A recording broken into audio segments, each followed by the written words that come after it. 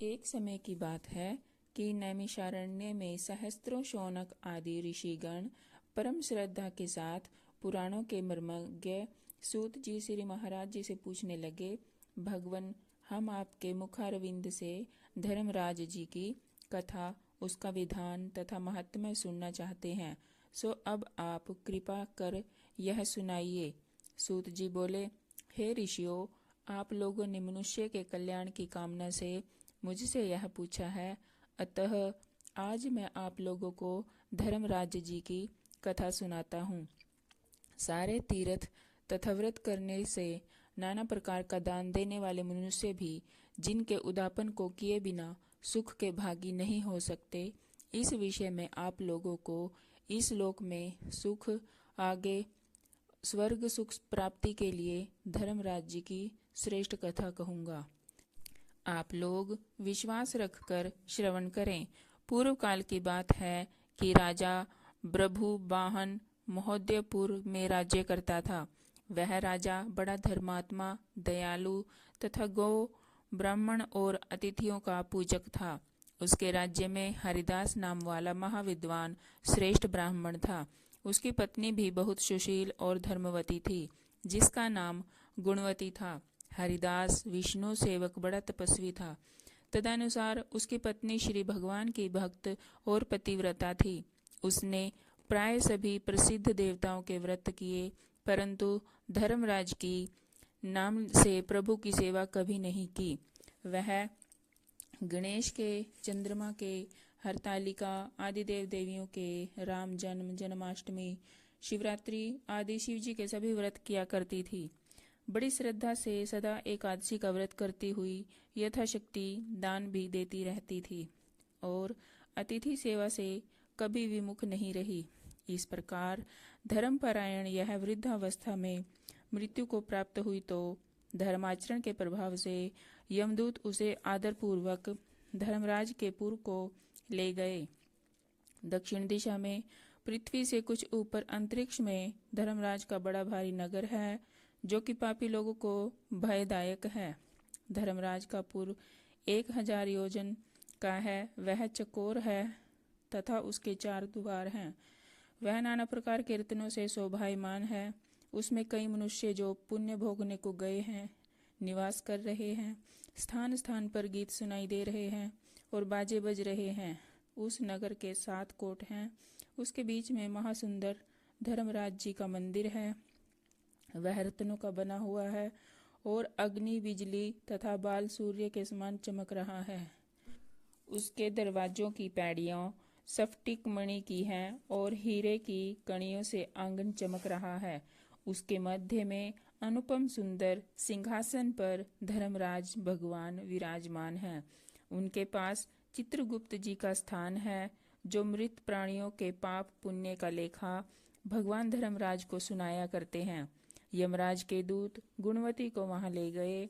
उनको देखकर वह भयभीत होकर कांपने लगी और नीचे मुख किए खड़ी हो गई। चित्रगुप्त जी ने उनके पूर्व जन्म के किए हुए पाप पुण्य का लेखा जोखा पढ़कर सुनाया। धर्मराज जी उस गुणवती की हरिहर आदि सब देवों में तथा अपने पति में भक्ति देखकर प्रसन्न हुए, पर कुछ उदासी भी उनके मुखमंडल पर झलकती हुई गुणवती को दिखाई दी। धर्मराज जी को उदास देखकर गुणवती ने निवेदन किया, हे प्रभो, मेरी समझ में मैंने कोई दुष्कृत्य नहीं किया, फिर भी आप उदास क्यों हैं? इसका कारण बताइए। धर्मराज जी ने कहा, हे देवी, तुमने व्रतादि से सब देवों को संतुष्ट किया है, परंतु मेरे नाम से तुमने कुछ भी दान पुण्य नहीं किया।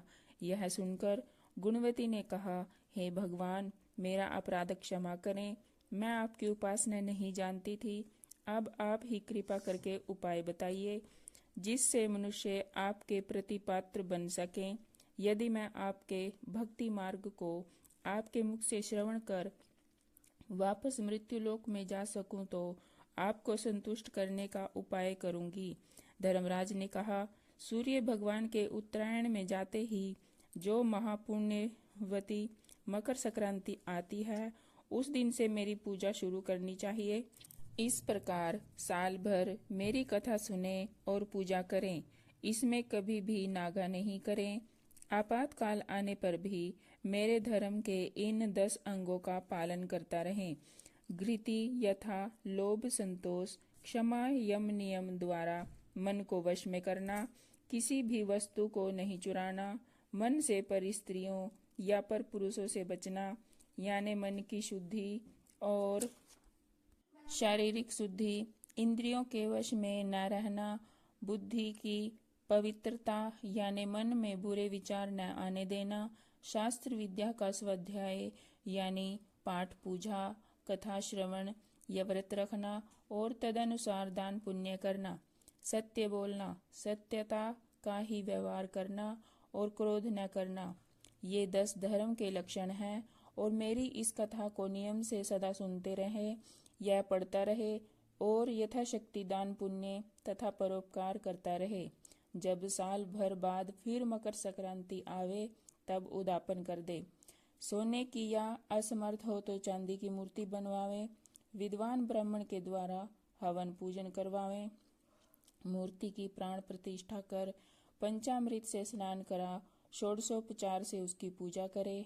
मेरे साथ में चित्रगुप्त जी की भी पूजा करें और सफेद काले तिलों के लड्डू का भोग लगावें।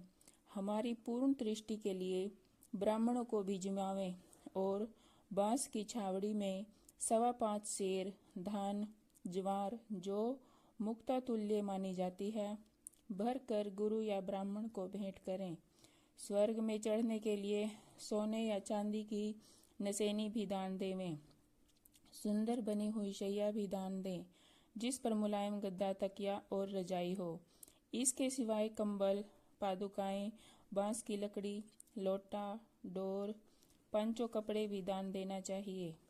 गोदान की सामर्थ्य हो तो श्वेत या लाल गाय मेरे लिए और काली गाय चित्रगुप्त जी के लिए दान देवें। ये दान की वस्तु सर्वसाधारण के लिए है। धनवान व्यक्ति और कुछ भी दे तो और भी अच्छा है। गुणवती ने भगवान से अब यह प्रार्थना की, हे प्रभो, यदि ऐसी बात है तो मुझे यमदूतों से छुड़ाकर फिर संसार में भेजिए, जिससे मैं आपकी कथा का प्रचार कर सकूं। ज्यों ही उसकी प्रार्थना पर भगवान धर्मराज जी ने स्वीकृति दी, उसी समय उसके मृत शरीर में पुनः प्राणों का संचार हो गया और उसके पुत्रादि कहने लगे कि बड़ी प्रसन्नता है कि हमारी माता जी मरकर भी जिंदा हो गई।